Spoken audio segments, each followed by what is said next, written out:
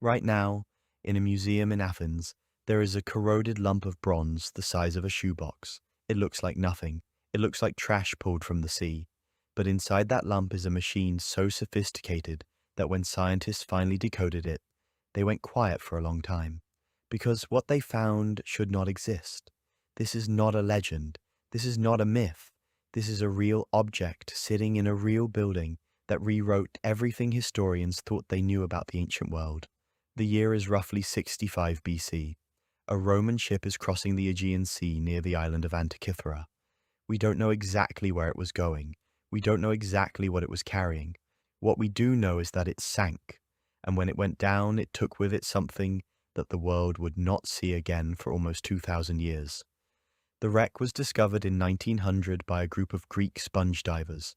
They pulled up statues, coins, jewelry, and a strange, rotting lump of bronze. Most people ignored the lump. It was ugly. It was corroded. It fell apart when they touched it. One piece landed on a shelf at the National Archaeological Museum in Athens and sat there essentially forgotten for 2 years.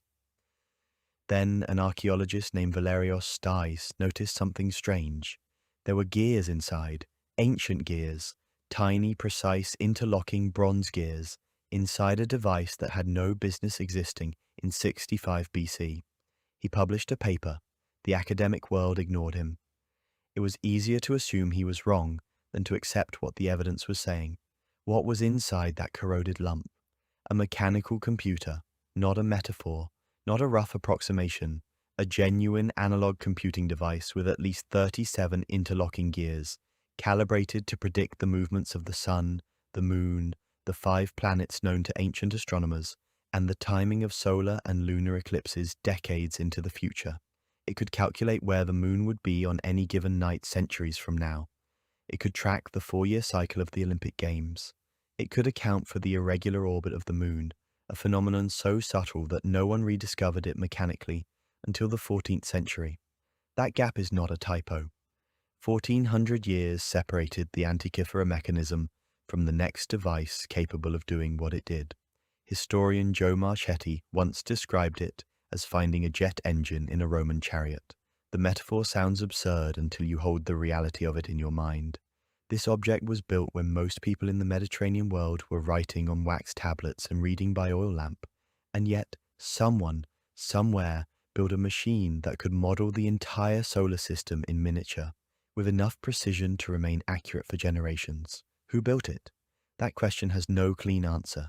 The leading theory connects it to the island of Rhodes, a major intellectual center in the ancient world, and home to a school of philosophy and astronomy associated with Posidonius, a polymath who studied everything from meteorology to geography to celestial mechanics. Rhodes was also connected to Hipparchus, the astronomer who first mapped the irregular orbit of the moon, the very irregularity the mechanism accounts for. The mechanism may be a physical embodiment of Hipparchus's mathematics, a machine that runs his equations automatically. Think about what that means. Someone took abstract astronomical theory and built a machine that executed it. Every time you unlock your phone and it shows you today's date, your calendar synced to atomic clocks connected to satellite networks doing exactly this.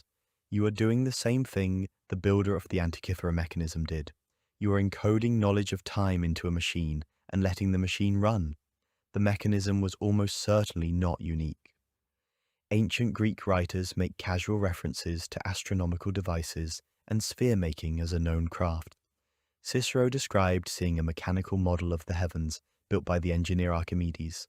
Archimedes, who died in 212 BC, roughly a century before the mechanism was built. If Archimedes built one, it is likely that others built them too. What we are holding is probably the only surviving example of an entire tradition that was simply lost. That is the part that should make you pause.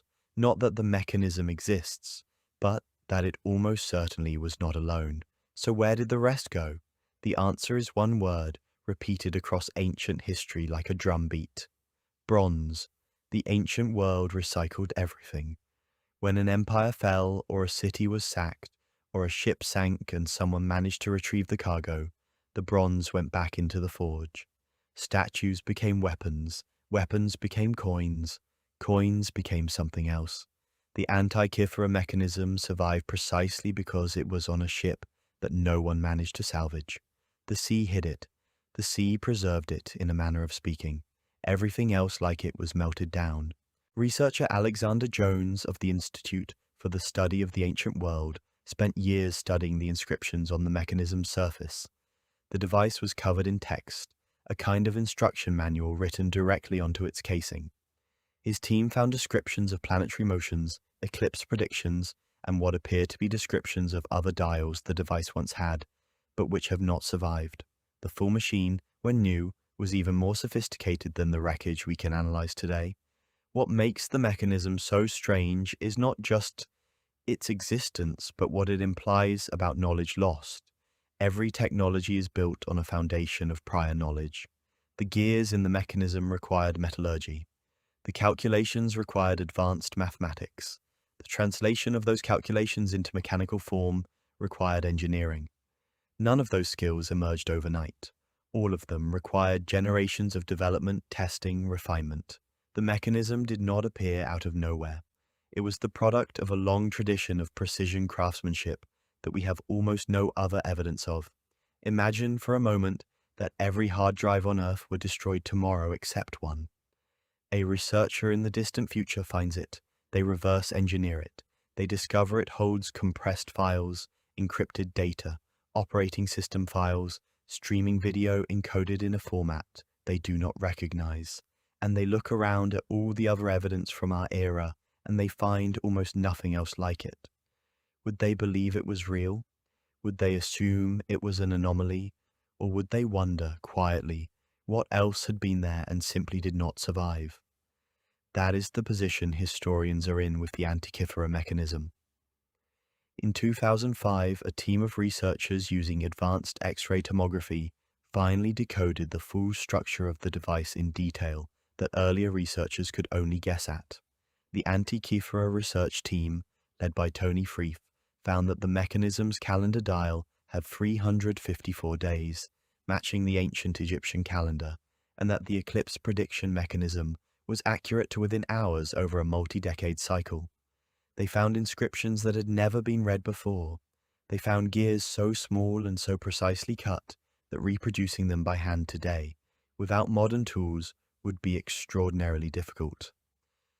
Tony Freeth made a statement that stuck with scholars. He said this device represents a level of technical sophistication that we simply did not think existed in antiquity. That sentence is important, because we did not think it existed is not a fact about the ancient world. It is a fact about the limits of the modern imagination. The Antikythera mechanism did not fail to be understood because it was too primitive. It failed to be understood for a century because it was too advanced.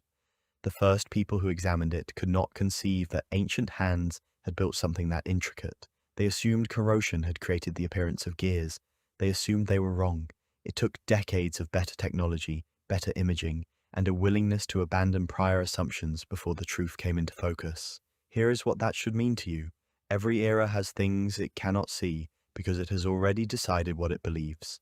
Every generation draws a line around the possible and calls everything outside the line impossible. The ancient world's precision mechanics crossed that line.